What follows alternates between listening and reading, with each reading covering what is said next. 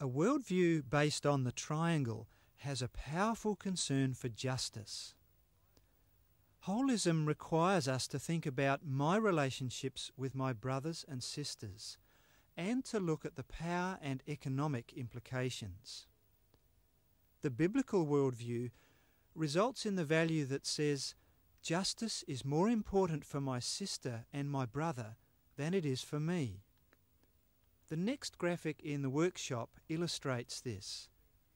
I'd like you to first read Deuteronomy 15, 7-11, and then explain the arrow sequence and what it means.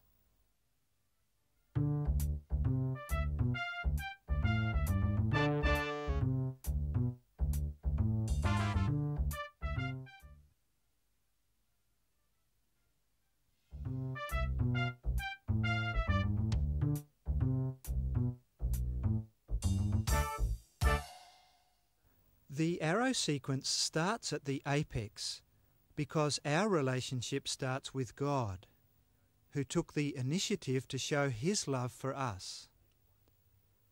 In step 1, God gives us of His creation to enjoy.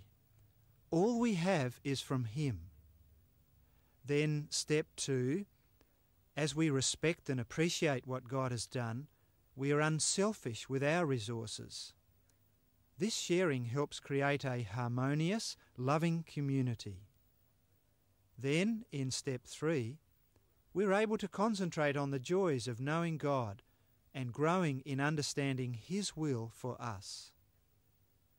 As this happens, God continues to release the resources needed to serve others.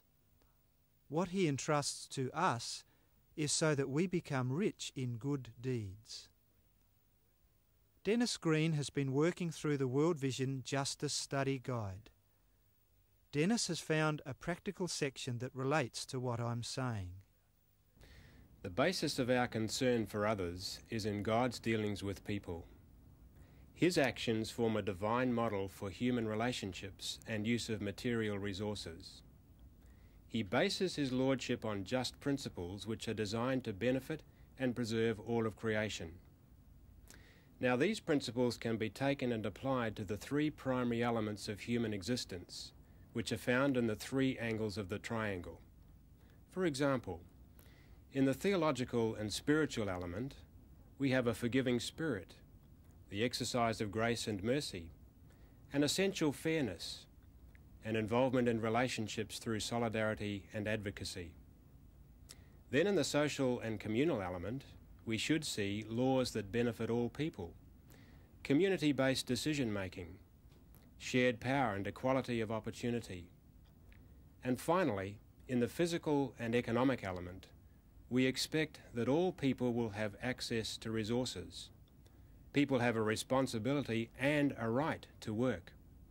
Growth is an expected outcome of work, and there will be shared enjoyment of that growth.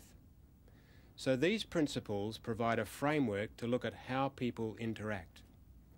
When we reframe the principles into questions, then they can help us identify causes of injustice. Knowing the causes gives us a basis for finding just solutions. Delia Paul has also been involved in the justice study, and she's looked at how the issue of justice has impacted her life.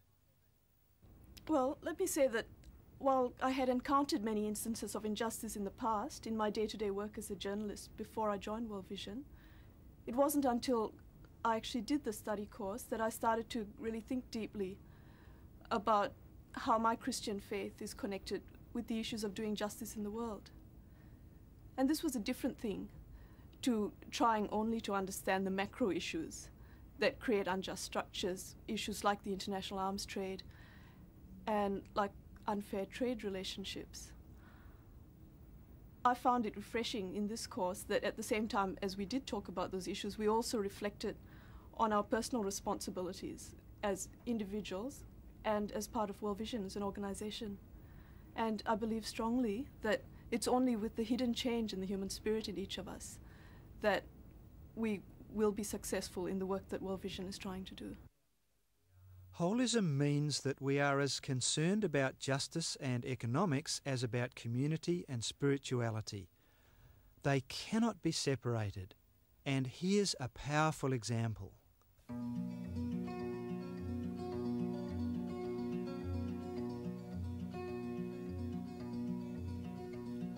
Isang araw ako'y nadalaw sa bahay tambakan.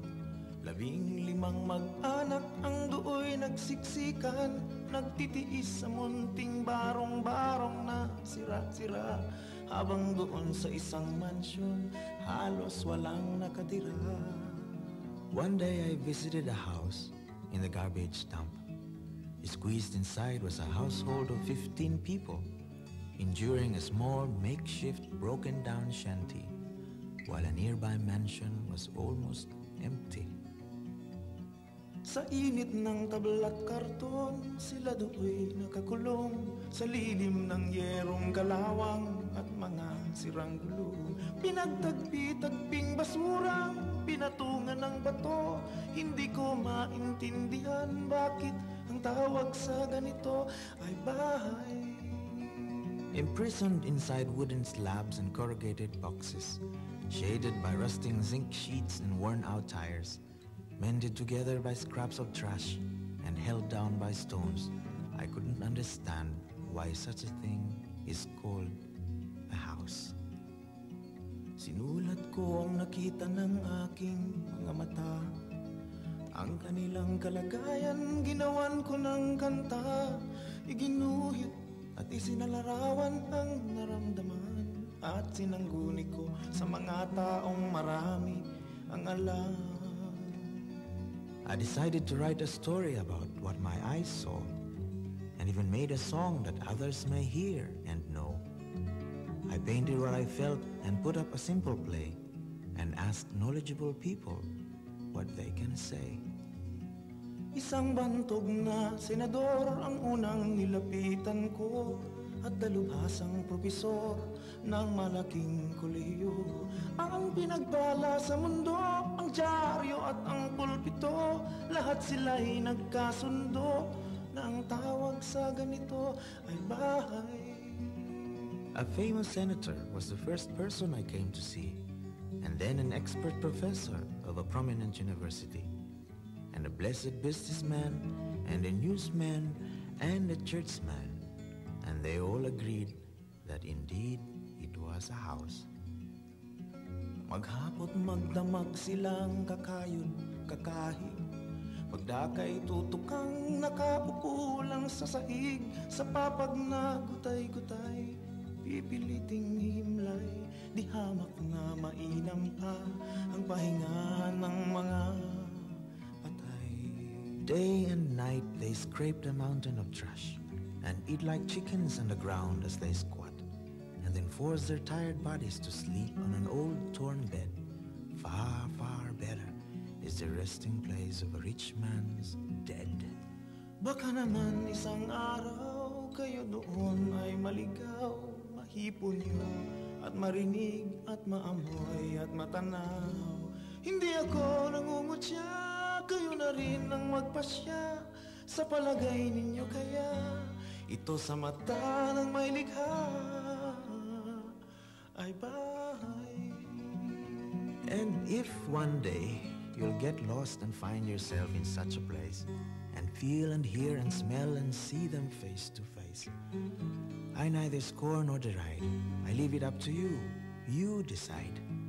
Would you think that in the eyes of the Creator, it is a house?